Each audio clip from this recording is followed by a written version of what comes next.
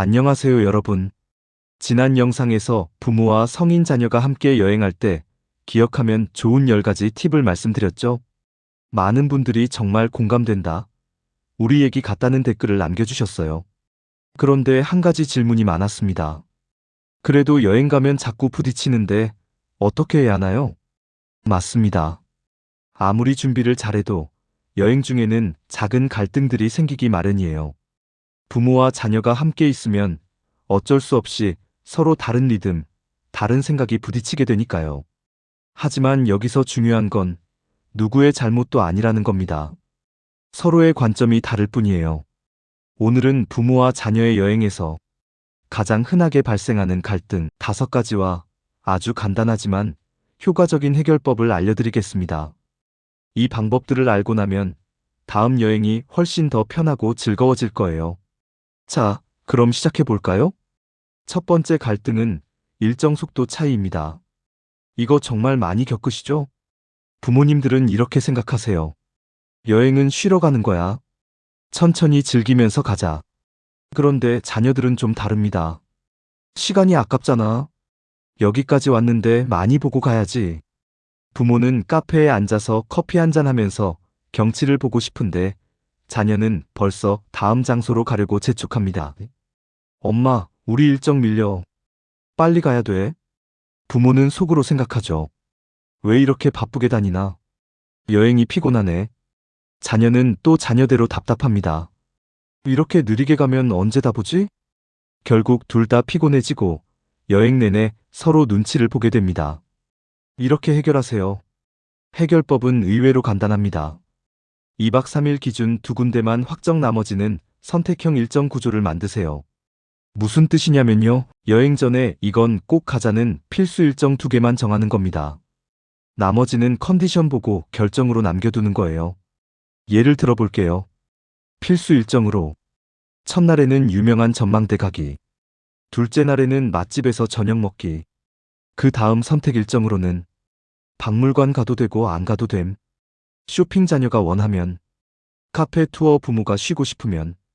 이렇게 해두면 부모도 꼭 해야 하는 게 많지 않구나 하고 안심하고 자녀도 선택권이 있네 하고 자유를 느낍니다. 여행 당일 아침에 이렇게 물어보세요. 오늘은 필수로 정한 전망대만 가면 되는데 오후에 박물관 갈까? 아니면 카페에서 좀 쉴까? 그럼 그날의 컨디션과 기분에 맞춰서 자유롭게 정할 수 있어요. 이렇게 하면 부모는 여유를 느끼고 자녀는 선택의 자유를 확보하게 됩니다.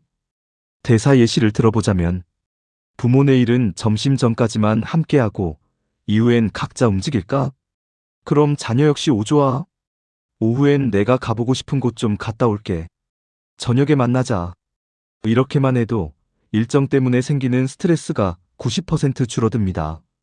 두 번째 갈등은 이동과 체력 문제입니다. 이건 정말 미묘한 부분이에요. 자녀들은 부모님의 체력이 얼마나 떨어졌는지 잘 모릅니다. 왜냐하면 평소에는 잘 안 보이거든요. 집에서는 천천히 움직이면 되니까. 그런데 여행에서는 다릅니다. 하루 종일 걷고 계단 오르고 짐 들고 이런 게 쌓이면 부모님들은 정말 힘드세요. 하지만 부모는 자녀에게 말하기가 어렵습니다. 내가 힘들다고 하면 애가 실망하겠지. 여기까지 왔는데 나 때문에 못 가면 미안하지. 그래서 무리해서 따라가다가 결국 어느 순간 폭발하거나 몸이 안 좋아지는 경우가 생깁니다. 이렇게 해결하세요. 해결법은 2번 물어보기 원칙입니다. 자녀분들 꼭 기억하세요. 부모님께 한 번만 괜찮아? 라고 물으면 대부분 응, 괜찮아 라고 대답하세요. 하지만 한 번 더 물어보세요. 진짜 괜찮아? 천천히 가도 돼? 여기서 좀 쉴까? 이렇게 2번째 물어보면 부모님도 안심하고 본인의 진짜 컨디션을 말할 수 있게 됩니다. 사실 다리가 좀 아프긴 한데 10분만 앉아 있으면 괜찮을 것 같아. 그럼 바로 쉬면 됩니다. 그리고 한 가지 더. 매 한두 시간마다 미니 휴식 포인트를 자동으로 삽입하세요. 일정표를 짤 때부터 아예 휴식 시간을 넣어두는 겁니다. 10시 관광지 A 도착, 11시 카페에서 쉬기 30분, 11시 30분 다음 장소로 이동. 이렇게 휴식을 계획에 포함시키면 부모도 부담 없이 쉴 수 있어요. 그리고 계단이 많은 곳이나 힘든 코스는 오전에 배치하세요. 오후가 되면 체력이 더 떨어지니까요. 자녀는 엄마, 괜찮아? 진짜 괜찮아? 여기서 좀 쉬었다 갈까? 부모는 응. 사실 좀 쉬고 싶긴 했어. 고마워. 이 작은 배려가 여행 전체를 바꿔놓습니다. 세 번째 갈등은 여행 비용 문제입니다. 이거 참 민감하죠. 많은 부모님들이 이렇게 생각하세요. 내가 내는 게 당연하지. 내 자식인데. 그런데 자녀는 부담스러워합니다. 부모님이 계속 내시는데 나도 뭔가 해야 하는 거 아닌가? 미안해서 어떻게 하지? 반대 경우도 있어요. 자녀가 다 내려고 하는데 부모는 미안하고 불편한 거예요. 결국 계산할 때마다 서로 눈치 보고 어색해지고 뒤끝이 남습니다. 이런 게 쌓이면 여행의 즐거움이 반감됩니다. 이렇게 해결하세요. 해결법은 여행 전 30초 예산 대화입니다. 출발 전에 딱 한 번만 정해두면 갈등의 90%가 사라집니다. 앉아서 이렇게 이야기하세요. 이번 여행 비용은 어떻게 할까? 그리고 명확하게 역할을 나누는 겁니다. 예를 들면 방법 1. 큰 비용 항공권, 숙박비는 부모가, 소소한 비용 카페, 간식은 자녀가. 방법 2. 식사는 내가 낼게. 입장료나 체험비는 네가 내줄래? 방법 3. 비용은 반반 하되 숙소는 내가 고를게. 교통은 네가 알아봐줘. 어떤 방식이든 괜찮아요. 중요한 건 미리 정하는 것입니다. 그럼 여행 중에 내가 낼게. 아니야. 내가 하는 실랑이가 없어져요. 계산할 때 그냥 정해진 대로 하면 됩니다. 서로 편하고 깔끔하고 기분도 좋습니다. 부모가 이번 여행은 숙박이랑 큰 식사는 우리가 낼게. 카페나 간식 정도만 네가 내면 어떨까? 라고 말면 자녀는 좋아요. 그럼 제가 기념품이랑 작은 것들은 살게요. 이렇듯 돈 문제를 명확하게 정리하면 여행이 훨씬 더 가벼워집니다. 네 번째 갈등은 간섭 문제입니다. 이게 가장 감정적으로 힘든 부분이에요. 부모님들은 평생 자식을 챙겨왔잖아요. 그래서 여행 중에도 자연스럽게 이렇게 말하게 됩니다. 그렇게 하면 안 돼. 그건 비싸. 이걸로 해. 옷 그렇게 입으면 춥잖아. 부모 입장에서는 그냥 걱정하고 챙기는 것일 뿐이에요. 나쁜 의도가 전혀 없습니다. 하지만 자녀는 이렇게 느낍니다. 여행 와서까지 왜 이래? 나도 어른인데 내가 알아서 할게. 답답해. 서로 상처받고 기분 나빠지고 나중에는 왜 그렇게 말했어? 라는 섭섭함만 남습니다. 이렇게 해결하세요. 해결법은 간섭 질문 구조로 바꾸는 것입니다. 간단한 말투의 변화만으로도 분위기가 완전히 달라집니다. 예를 들어볼까요? 간섭처럼 들리는 말. 그렇게 하면 안 돼. 존중하는 질문. 너는 어떻게 하고 싶어? 간섭처럼 들리는 말. 여기서 먹자. 존중하는 질문. 여기는 어때? 싫으면 다른 데 가도 돼. 간섭처럼 들리는 말. 그건 비싸. 이걸로 해. 존중하는 질문. 이게 좀 비싼 것 같은데 둘 다 괜찮아? 느껴지시죠? 똑같은 내용이지만 말투만 바꿔도 명령이 아니라 협조가 됩니다. 자녀는 존중받는다고 느끼고 부모도 내 의견을 말했다는 만족감을 느낍니다. 그리고 한 가지 더.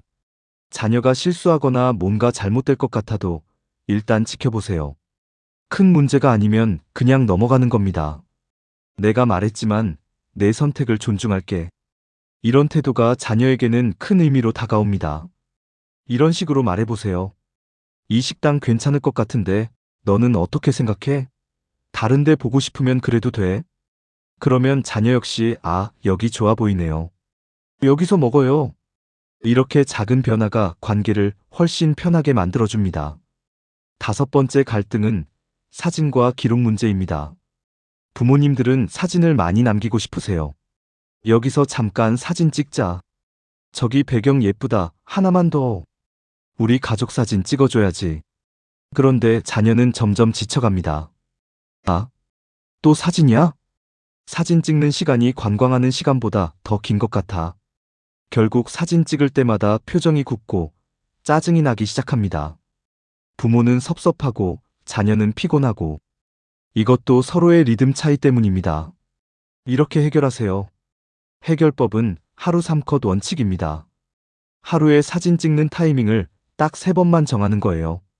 아침 또는 오전, 점심 또는 오후, 저녁 또는 일몰. 이렇게 3번만 이제 사진 찍자고 하는 겁니다. 그 시간에는 확실하게 여러 장을 찍어도 됩니다. 전신 사진, 풍경 사진, 클로즈업. 다 찍어요. 대신 나머지 시간에는 사진 요구를 안 하는 거예요. 그럼 자녀도 예측 가능하고 부모도 원하는 사진을 얻을 수 있습니다. 그리고 한 가지 팁을 더 드리면 사진 찍을 때 미리 오늘의 컷 리스트를 만들어 두세요. 예를 들어 가족 전신 사진 1장, 부모 둘이서 1장, 풍경 배경 사진 1장, 음식 사진 1장. 이렇게 리스트를 만들어 두면 사진 찍는 시간도 짧아지고 효율적이 됩니다. 그리고 촬영 담당은 시간당 교대하면 더 좋아요. 오전에는 네가 찍어줘. 오후에는 내가 찍을게. 이렇게 하면 한 사람만 계속 카메라맨이 되는 불공평함도 없어집니다. 부모 오늘은 점심 먹고 전망대 갈 때, 저녁 먹기 전 이렇게 3번만 사진 찍자. 그때 확실하게 찍는 거야. 자녀 오케이. 그럼 그 시간에 제대로 찍을게요. 사진은 추억을 남기기 위한 건데 그것 때문에 갈등이 생기면 안 되잖아요. 이렇게 간단한 원칙만 정해도 훨씬 편해집니다. 자, 여기까지 부모와 자녀의 여행에서 가장 흔한 5가지 갈등과 해결법을 모두 말씀드렸습니다. 정리해 볼까요? 일정 속도 차이, 필수 2개 선택형 일정 구조, 이동 체력 문제 2번 물어보기 미니 휴식 포인트, 여행 비용 문제 여행 전 30초 예산 대화, 간섭 문제 간섭이 아닌 질문으로 바꾸기, 사진 기록 문제 하루 3컷 원칙. 이 5가지만 기억하셔도 다음 여행은 정말 달라질 겁니다. 중요한 건 이겁니다. 부모와 자녀 여행의 갈등은 성격 문제가 아니라 리듬 차이입니다. 부모는 느리게 가고 싶고 자녀는 빠르게 가고 싶은 것. 부모는 챙겨주고 싶고 자녀는 자유롭고 싶은 것.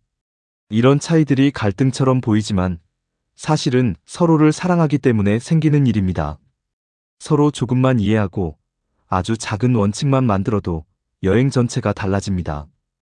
여러분도 자녀와의 여행을 평생 기억에 남을 추억으로 만드시길 바랍니다. 완벽하지 않아도 괜찮아요.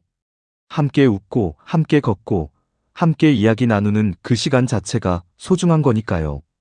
여러분은 자녀와 여행하면서 어떤 갈등을 겪으셨나요? 그리고 어떻게 해결하셨는지 댓글로 공유해주세요. 다른 분들에게도 큰 도움이 될 거예요. 다음 편에서는 부모와 자녀가 서로를 이해하는 여행 대화법 7가지를 준비했습니다. 여행 중에 나누면 좋은 대화 주제, 피해야 할 말, 서로를 더 가깝게 만드는 질문들을 알려드릴게요. 궁금하시죠? 구독 버튼 꾹 눌러주시고 알림 설정도 해두시면 새 영상이 올라올 때 바로 보실 수 있습니다. 오늘도 시청해주셔서 감사합니다. 다음에 또 만나요.